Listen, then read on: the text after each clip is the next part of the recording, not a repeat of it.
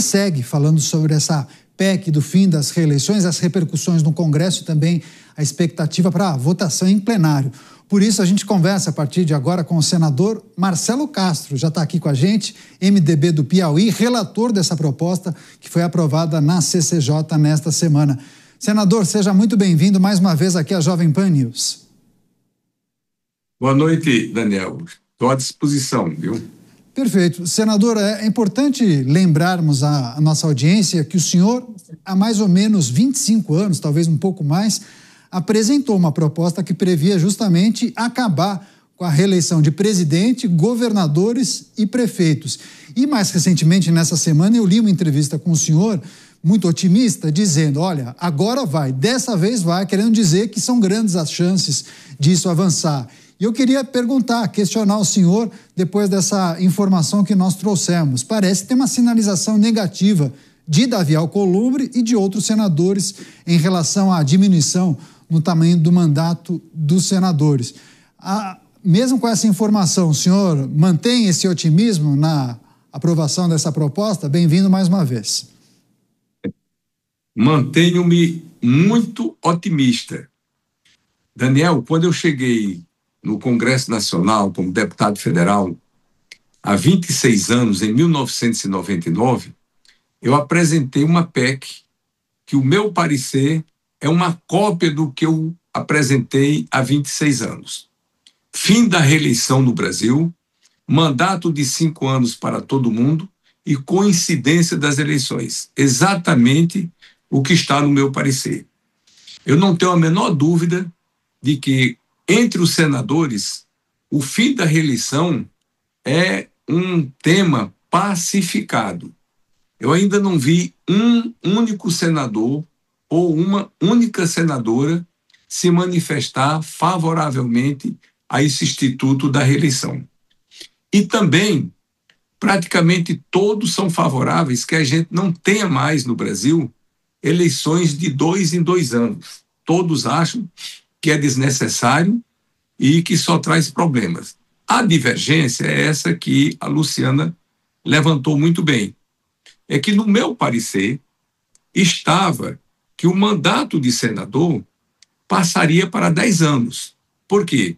Se nós estamos colocando eleições unificadas de 5 em 5 anos e o Senado se renova 1/3, 2/3, alternadamente, ou nós colocaríamos os mandatos de senadores de 5 em 5 anos e todos os 3 senadores dos estados seriam eleitos no mesmo dia, ou colocaria o mandato, a duração do mandato de 10 anos para continuar com a regra atual, a substituição de 1/3 e 2/3.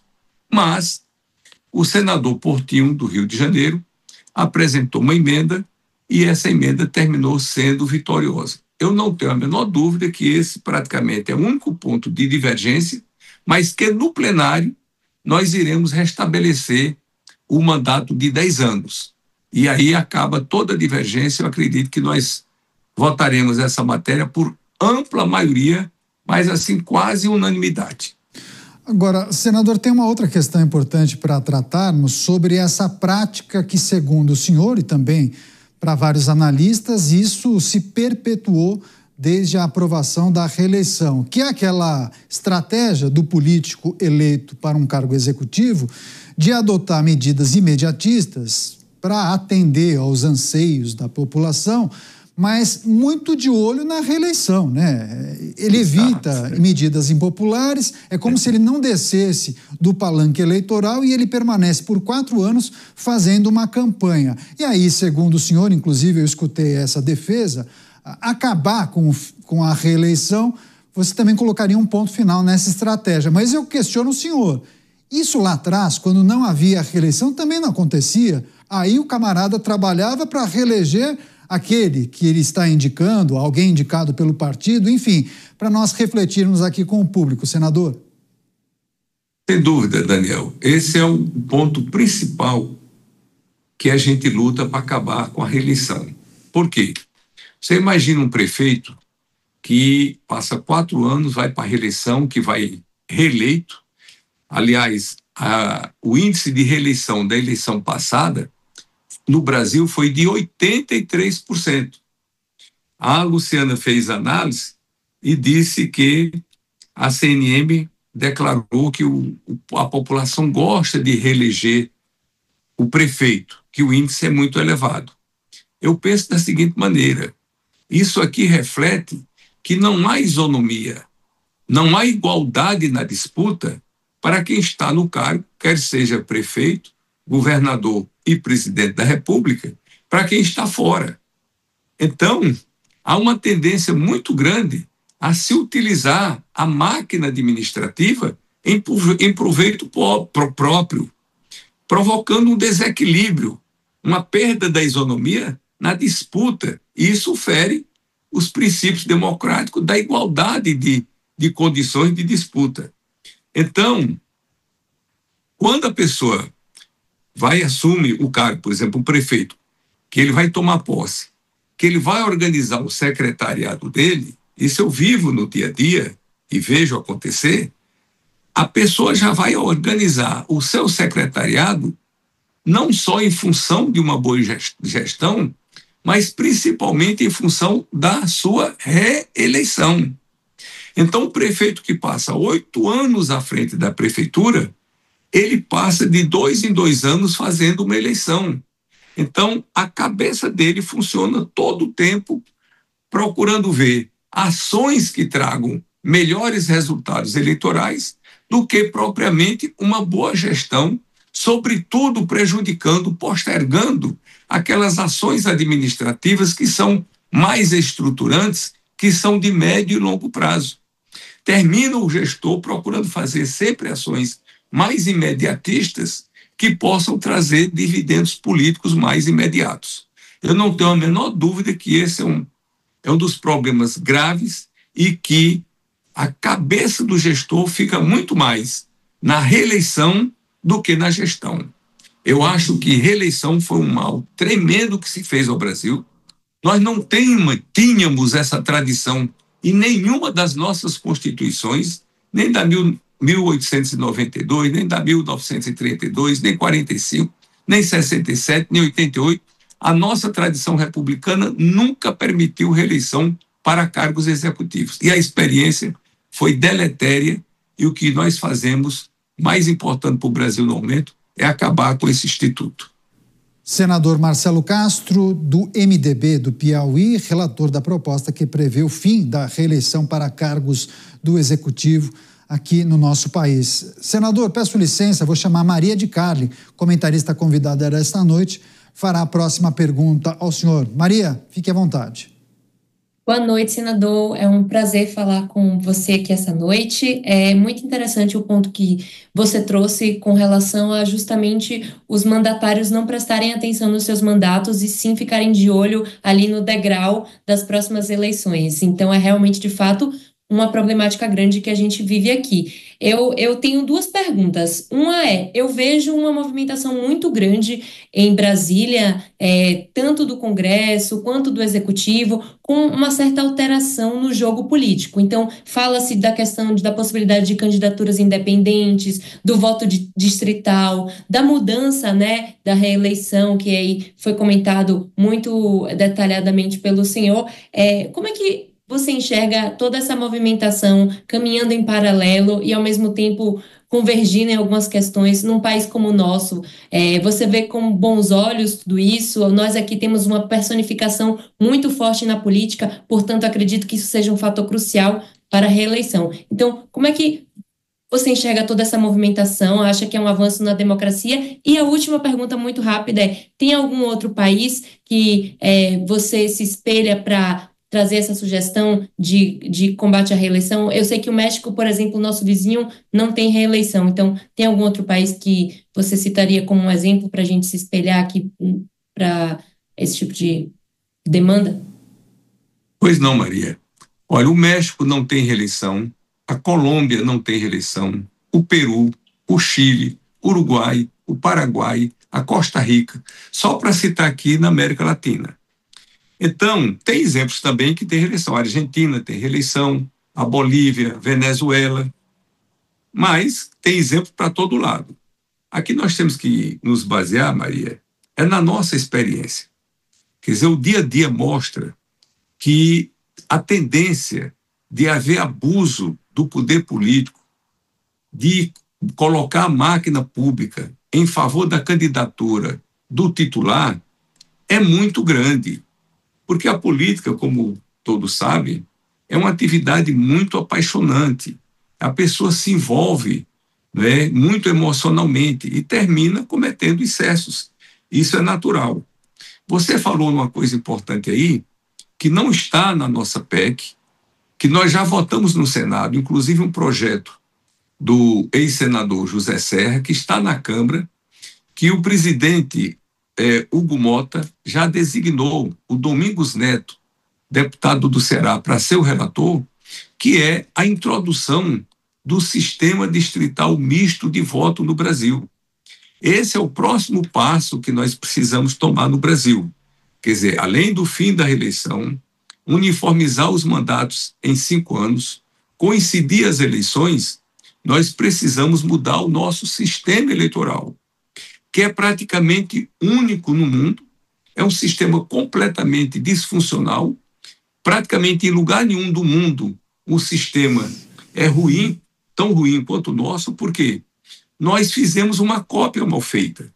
Nós adotamos o sistema proporcional, e onde o sistema é proporcional no mundo inteiro, e basicamente toda a Europa, o eleitor não vota em pessoas, não vota no candidato, vota no partido, na lista fechada. Então nós precisamos corrigir isso daí. A Alemanha, esse modelo que nós aprovamos no Senado, que está na Câmara, é o modelo alemão, que a metade dos deputados são eleitos pelo distrito, como nos Estados Unidos, na Inglaterra, na França, e a outra metade são eleitos pelo partido, na lista fechada, como em Portugal, na Espanha, na Suécia, em vários países europeus, que você vota no partido e não no candidato. Então, esse é um grande passo que nós vamos dar para poder melhorar a qualidade da nossa representação política. Senador Marcelo Castro, conversando ao vivo com a gente sobre a PEC do fim da reeleição. Agora, senador, tem uma outra questão sensível, importante a gente tratar disso, porque quando se fala do fim da reeleição ou da unificação dos pleitos, eu observo muitos enaltecendo a ideia com o objetivo de redução de custos também, que você realizaria todas as eleições em uma única data. E aí, naturalmente, que há uma movimentação fora do comum em todo o país para você conseguir organizar todo o processo eleitoral. E essa é uma defesa daqueles que entendem que todas as eleições deveriam ser realizadas em uma data. Porém, do outro lado da moeda, tem quem diga o seguinte: bom, preste atenção, presidente da República, governador, deputado estadual, daí tem deputado federal, 3 senadores, prefeitos e vereadores. Imagine uma eleição com todos esses cargos. E aí, fazendo uma projeção, o debate sobre as necessidades da cidade ficaria estrangulado. Haveria uma amplificação dos debates para os problemas nacionais, só que a dinâmica das cidades funciona de outra forma, né? Muito mais uma questão que envolve zeladoria. E aí, possivelmente, haveria aí um estrangulamento do debate para as necessidades do município. E aí eu observo muita gente defendendo que o pleito para prefeito e vereador acontecesse em uma outra data, não na mesma, para os cargos nacionais. Queria escutar uma reflexão do senhor a esse respeito, se faz sentido esse tipo de questionamento, senador. Bom, isso é um argumento que correntemente se usa, Daniel, você tem razão. Agora, com relação aos custos, você imagina, quer dizer, hoje nós não temos financiamento privado de empresas, que eram as grandes financiadoras das campanhas eleitorais no Brasil. E deu no que deu, né? Nos mensalões da vida, nos petrolões e tudo mais, e que o Supremo Tribunal Federal resolveu acabar com o financiamento empresarial. Então, o financiamento hoje das campanhas é público, porque o brasileiro não tem aquele hábito, como tem o americano, de fazer doações para os seus candidatos. Então, termina toda a despesa ficando às custas do erário público. E aí nós temos eleições de 2 em 2 anos. Quanto custa isso? São bilhões de reais. E, evidentemente, se nós tivéssemos eleições de 5 em 5 anos unificadas, nós teríamos o custo grandemente reduzido. Então, é um dos argumentos que a gente usa, é que como as campanhas no Brasil são financiadas pelo poder público, nós devemos ser parcimoniosos e gastar o mínimo possível. Uma das maneiras de evitar essas despesas tão grandes seria o que nós estamos fazendo, unificar as eleições. Agora, essa preocupação que alguns alegam de se votar para inúmeros cargos de uma vez só, eu não tenho nenhuma preocupação quanto a isso. Por quê? Porque eu vivi uma experiência que a imensa maioria dos políticos hoje não viveram, porque eu já tenho 43 anos de vida pública. E a primeira vez que eu me candidatei, que foi em 1982, as eleições no Brasil eram unificadas. Aliás, em 82, foi colocado o mandato de prefeito e vereador por 6 anos, exatamente para separar as eleições, né? Que eu acho que foi um outro equívoco muito grande que nós cometemos no passado. Então, em 1982, nós votamos para prefeito, vereador, deputado estadual, deputado federal, governador e senador. Só não tinha eleição de presidente da República.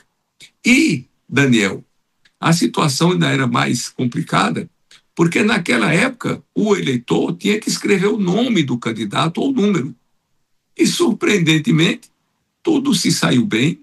A gente fazia uma campanha unificada para prefeito, vereador, deputado estadual, deputado federal, e a população entendia bem a mensagem. O eleitor sabe perfeitamente separar o que é importante no plano nacional, o que é importante no plano estadual, o que é importante no plano municipal. E mais, essa preocupação de que se o eleitor vai conseguir acertar, isso não tem a menor preocupação. Hoje, todo brasileiro tem um celular, digita toda hora. As eleições agora são na urna eletrônica, que é digitalizada. Então, isso é tranquilo, é pacífico, não tem nenhum problema. E a Justiça Eleitoral, naturalmente, nós vamos dar tempo para a Justiça Eleitoral se adaptar à nova realidade. Por quê? Toda a legislação que nós estamos fazendo não altera em nada a legislação de 2026. Ou seja, a eleição de 2026 vai ocorrer com a legislação existente hoje. A primeira eleição que vai haver nas novas regras, sendo aprovada na Câmara e no Senado, a primeira aplicação vai ser em 2028, quando nós teremos a primeira eleição de prefeito, depois de votarmos essa PEC. E aí o mandato de prefeito será de 6 anos. Vamos desfazer o que nós tínhamos feito em 1982, vamos botar agora de novo um mandato de 6 anos, exatamente para coincidirem as eleições em 2034. Então, o governador que foi eleito em 26 pela primeira vez terá direito à reeleição em 2030, que será a última reeleição do Brasil. E o prefeito que foi eleito agora em 24 terá a chance de se reeleger em 28 por 6 anos, que será a última reeleição do Brasil. Então, 28 e 30, nós vamos acabar, com fé em Deus, com essa reeleição que tanto prejudica a gestão pública no Brasil.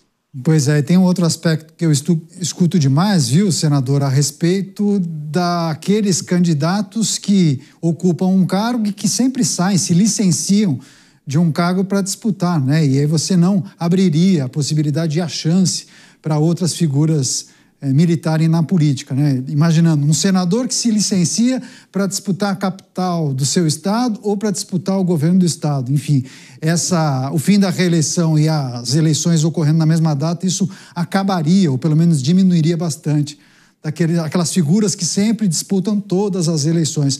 Bom, senador, eu quero agradecer demais a participação. Certamente a gente vai tratar de outras questões que envolvem essa proposta, expectativa para a tramitação e para o debate em plenário. A gente volta a conversar em uma próxima oportunidade. Muito obrigado, boa noite, bom descanso e até a próxima, senador. Uma boa noite para vocês e muito obrigado.